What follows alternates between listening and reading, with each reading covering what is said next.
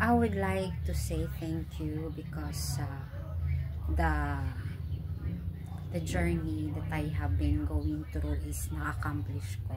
So, completed. All the ginawa ko is na benta naman. So, I'm happy to those person that still cooperating sa aking small business kahit wala akong tax na inambag doon sa BIR kasi baka mahuli daw ako ng tax mapping. So, mabuti na lang at hindi nila ako na dakip. Pero I surrender myself na doon. Pumunta ako, kaya lang sad to say, being surrendery does not accepted. So, it must be there of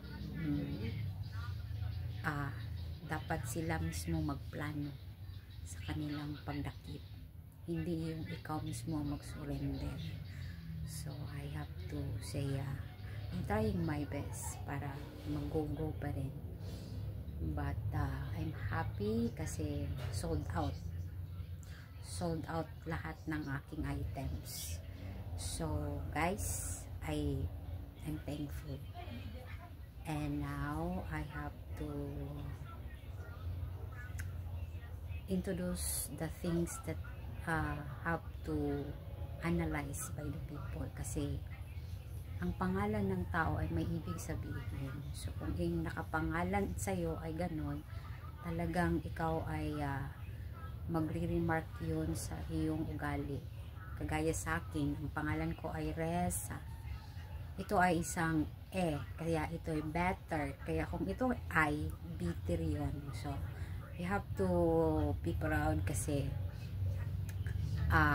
better yung nakapangalan sa akin. So, now I have to identify kung anong pangalan sa gaya nito, Reza. Yung Z kasi, yung huli na dapat yun. Yung pinakahuli, dapat natin ipapamukha na tayo babalik pa rin sa simula. That's why, ang pangalan na ito ay isang magandang pandinig sa mga Bisaya. Kasi, pag Bisaya, gahi, yun ay muhang baba, gahi. So, pag once gahi na siya, nanggawas na diha ang imong pagkaisog. Pero ang ato karon ita mag-inisog. Kaya ang ato ang diserbisyohan ang mga tawo na makakaon o madawat nila ang hago gikan sa singot sa isa ka tawo para lang ma-deliver ang isa ka pagkaon na ilahang masudlan ng ilahang tiyan. Ingana ka importante ang ato ang panginabuhi karon. So, sa nakasabot, salamat. Sa wala, di ta mamugos. Kay kabaluta na ay Ginoo nagatanaw ka nato. O kinang magamhanan, sila ang witness sa atong makahago. Kung hani na paingon, kung giunsa ni ang hago, magikan sa imong singot. Kay kini atong ipakita, kung unsa ang kinabuhi sa tao. Dili lang kahalipay, hindi lang ang mga luxury, kundi ipamata na to sa ilaha ang imuhang paghago para lang maihatag sa katawhan sa mga tao ang ilang mapanghinanglan. So yung anak taka trying hard sa ato ang panginabuhi karon. Usahay man mawad-an taog gana kay usahay kulang pa ang atohang halin sa atong igasto sa atohang panimalay. Munang sakit kanaon-naon. Pero kananglan nato buhaton biskin kapoy. Ato gyapon ning buhaton. Kay nang nato mabuhi. Ug hinawton ta tagaan pa taga baskog para makaserbisyo og dako-dako. Di lang ngana but mas dako pa. Kay daghan nagpaabot, especially mga OFW.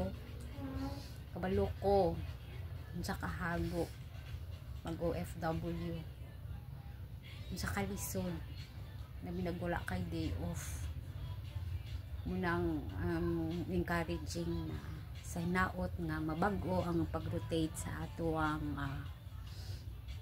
atong kalibutan do kita ginakalat kita sa sa tibuok nasod, pero ang ato ang dughan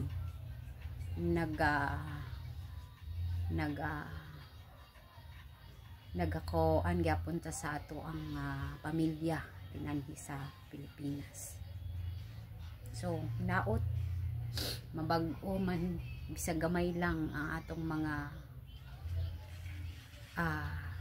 gina pangandoy aning lugar kay tungo kita Bisaya, ang kini mangong Bisaya namo na siya pagkamining kung kumbaga kombinasyon na siya sa Tagalog ug English dahil pagka-Tagalog, English-Tagalog kay may bisa ba yan, bisa mga English ka pa mo yung kagiya o Bisaya nang mga na siyang Bisaya.